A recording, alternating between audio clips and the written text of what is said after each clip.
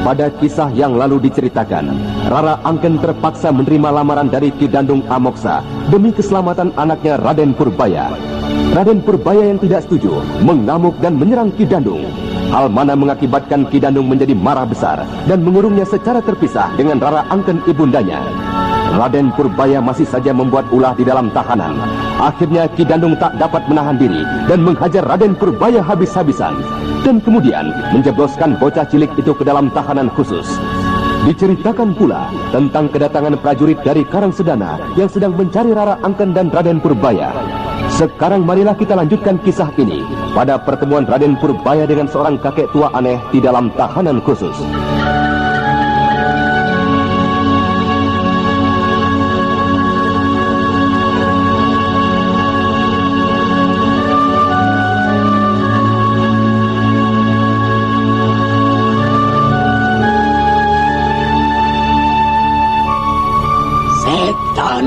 Iblis gila.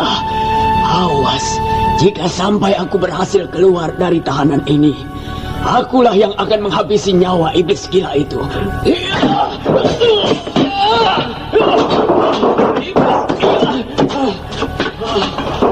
Akhirnya desaku dibuat sarang oleh kelompoknya. Awas kau Dandung. Kek. Kek. Kau bocah. Aku tidak dapat menguasai diriku lagi. Aku tidak dapat menahan gejolak emosiku lagi. Apakah kau tidak apa-apa? Tidak, Kek. Saya tak apa-apa. Iya. Atau memang semua ini adalah salahku juga? Semua salahku. Aku yang tidak berhasil mendidik anak. Iya, semua akibat dari perbuatannya. Pada akhirnya, akulah yang menanggungnya. Kek, ada apa, Kek? Kenapa kakek menangis? Iya, semua penderitaan yang kalian alami adalah tanggung jawabku. Akulah yang bersalah. Kek, tidak, Kek. Kakek tidak bersalah. Semua derita yang saya alami adalah akibat perbuatan dari Ki Dandung. Kakek tidak bersalah. Justru kakek sendiri pun menderita akibat perbuatan dari Ki Dandung. Kakek malah harus dikasihani. Kau anak kecil. Mana mungkin kau dapat tahu? Mana mungkin kau dapat mengerti semua penderitaanku? Bocah, tahukah kau bahwa akulah orang yang paling berdosa di desa Pandansari ini? Aku orang yang patut dicerca, patut dihukum. Semua perbuatan Dandung adalah menjadi tanggung jawabku. Karena Dandung adalah putraku sendiri. Hah? Dandung Amoksa iblis gendut itu putra kakek? Kau terkejut bocah. Dan juga mungkin kau bertanya dalam hati, jika Dandung putraku, kenapa aku jadi seperti ini? Aku yang bersalah. Sudah kukatakan aku yang bersalah. Dandung putraku tertua. Dialah yang sebenarnya berhak menggantikanku menjadi kepala desa di sini. Akan tetapi, aku mendengar kabar di luaran bahwa anakku Dandung adalah seorang pimpinan begal. Dan aku pun kemudian mengangkat adiknya sebagai penggantinya karena aku sudah merasa tua. Ketika anak iblis itu mendengar aku mengangkat adiknya, dia kembali pulang dari perantauannya dan menuntut haknya. Akan tetapi aku berhasil mengusirnya. Tapi tidak lama kemudian, ia kembali lagi. Kali ini bersama dengan kawan-kawan dan kelompoknya. Mereka menyerang desa ini dan membunuh adiknya sendiri. Lalu, kakek sendiri dibuat cacat olehnya juga.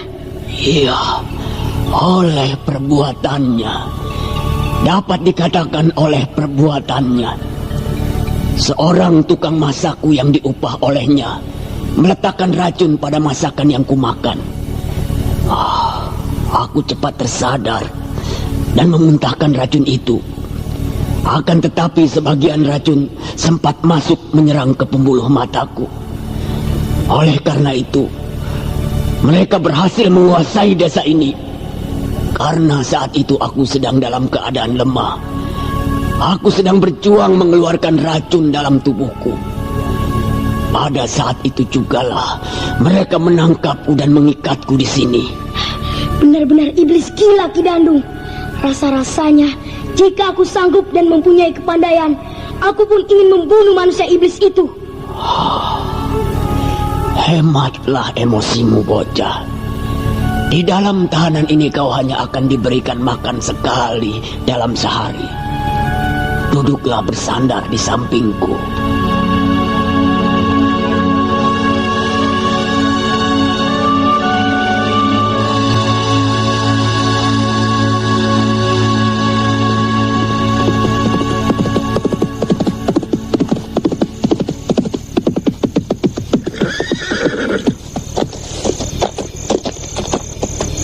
Hei, penjaga, di mana aku bisa bertemu dengan Ki Dandung? Ki Dandung saat ini sedang tidak ada di dalam desa. Dia sedang keluar. Ada urusan yang hendak diselesaikan. Bawa aku ke rumahnya. Ki Dandung berpesan, jika ada yang ingin menemuinya, diminta untuk kembali besok pagi. Hei, monyet, tahukah kau sedang berhadapan dengan siapa sekarang ini? Dengan tamu yang tidak kami undang. Kurang ajar, agaknya mulutmu perlu dihajar. Jangan macam-macam kawan. Kau hanya datang sendirian, sedang kami di sini berempat. Kami dapat saja berbuat kasar padamu jika kau tidak menuruti perintah kami. Monyet buta. Saat ini kau sedang berhadapan dengan orang yang sangat ditakuti oleh pimpinanmu sekalipun. Hayo, antarkan aku ke tempat Ki Dandung, atau akan kupatahkan leher kalian semua. Kau kira kami takut padamu yang hanya seorang diri itu? Ayo kawan, sikat tamu gila ini. Kalian hendak mencari penyakit sendiri agaknya. Ayo, majulah. Siapa yang ngayunkan pedang lebih dahulu, dia yang akan kubuat celaka.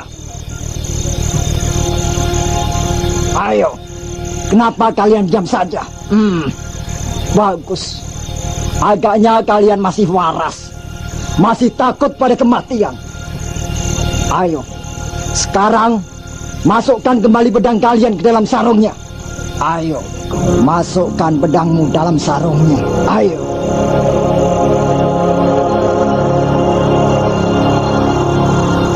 Jagal Pati dan kedua saudaranya Jagal Lanang dan Jagal Belo adalah 3 orang tokoh sakti dari golongan hitam yang merupakan pembunuh bayaran. Jagal Pati dan kedua saudaranya adalah tokoh yang sangat terkenal keganasannya.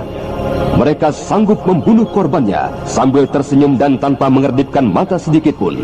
Kini 4 orang anak buah dari Ki Dandung pun dapat dirontokkan nyalinya tanpa menggerakkan tenaga sedikit pun. Bagus, bagus. Sekarang antarkan aku ke tempat Tuan Ki Dandung Amoksa. Ayo. Baik Tuan, mari ikuti kami.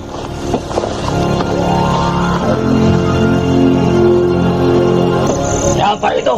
Saya Ki, Mami. Ada perlu apa kau monyet? Ada yang mencari Ki Dandung. Kurang ajar. Di mana Ki Podang? Kenapa kau datang padaku? Di mana Ki Podang? Sudah saya cari-cari, tidak ada Ki. Siapa yang mencari aku? Orang itu mengaku bernama Jagal Pati Ki. Kenapa kau bawa orang itu kemari? Apa Podang tidak pesan padamu untuk tidak menerima tamu malam ini, ya? Sudah Ki, sudah. Tapi, Ki, orang ini mengancam akan membunuh kami Ki. Orang ajar. Si Jagal Pati mengganggu rencanaku saja. Pergi katakan padanya, aku akan segera datang. Baik Ki, baik. Setan. Ular hitam itu benar-benar tidak tahu diri.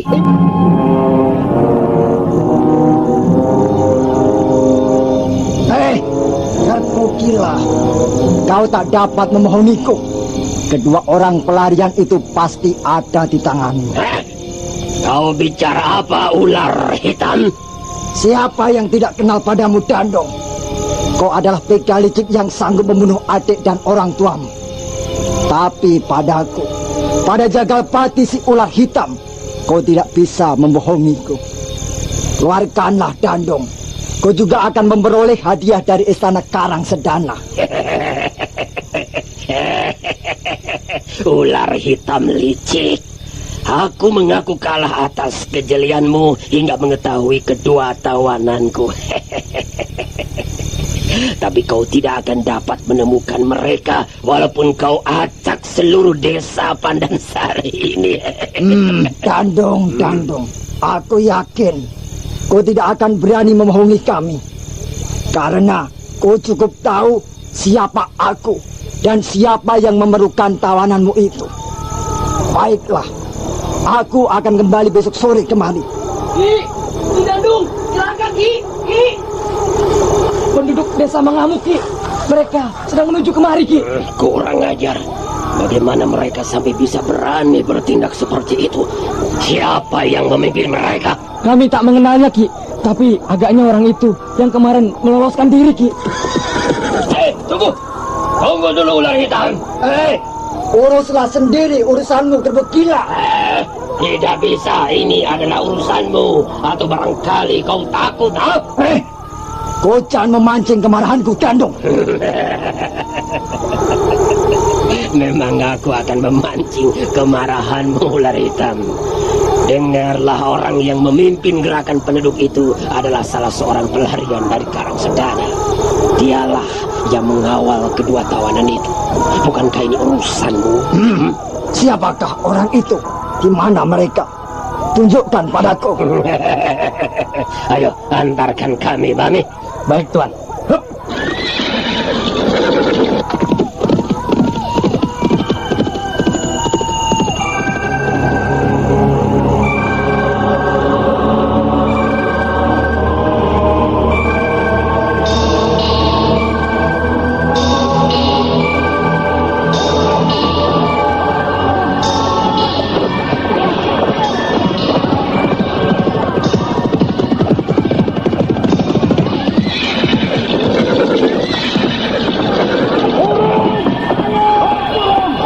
Yang manakah orang yang kau maksud, Dandong? Aku pun belum mengenalnya. Orang itu berhasil melarikan diri dari kepungan beberapa orang anak buahku. Itu dia pasti. Kau lihat gerakannya yang terlatih? Iya. Ia pastilah salah seorang perwira dari Karang Sedana. Memang ini adalah urusanku, Dandong.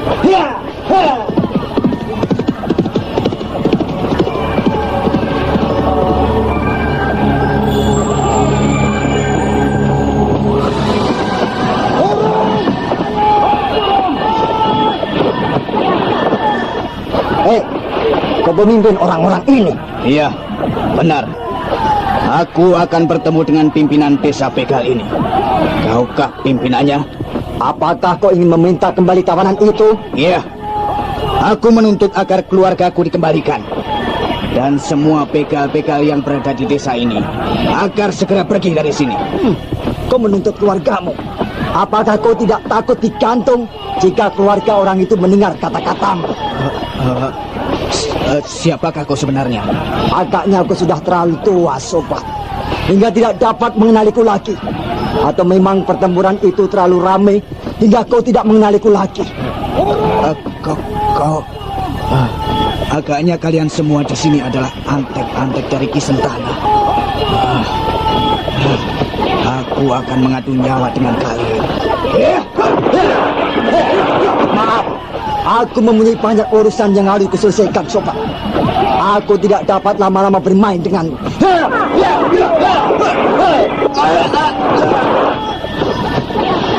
Maaf, Gandung. Aku akan segera pergi. Urusanku sudah selesai di sini. Terima kasih, ular hitam.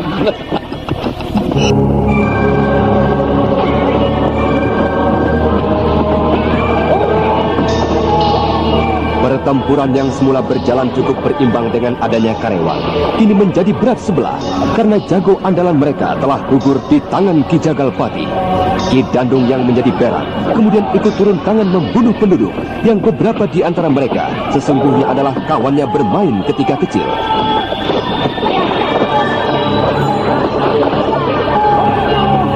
Dan beberapa saat kemudian, para penduduk yang merasakan tekanan semakin berat segera melarikan diri dari arena pertempuran itu.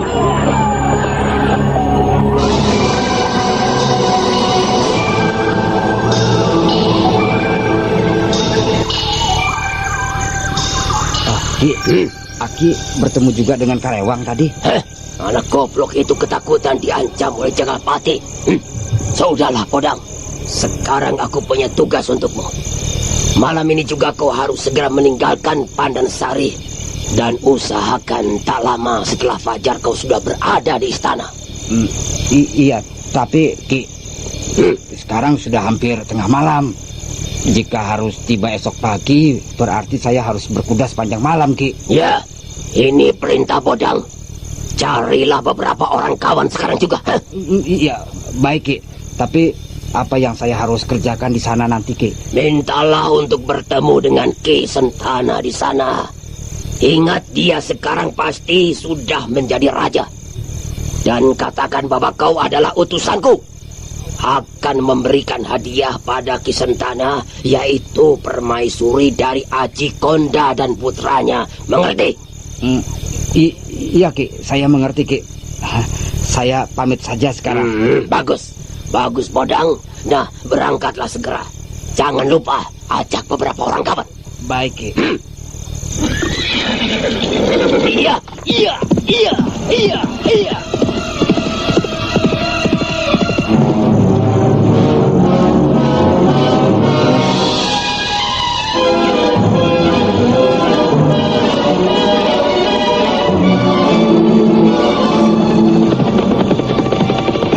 Stop, Agung, stop!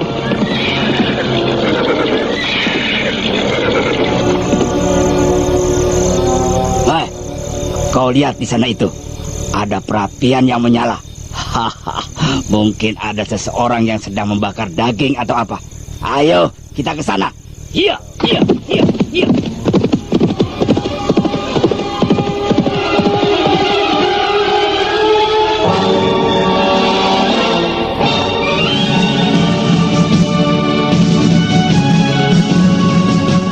Aki Podang yang sedang kedinginan dan kelaparan karena berkuda di malam hari segera mengarahkan kudanya ke arah perapian yang dilihatnya dari kejauhan.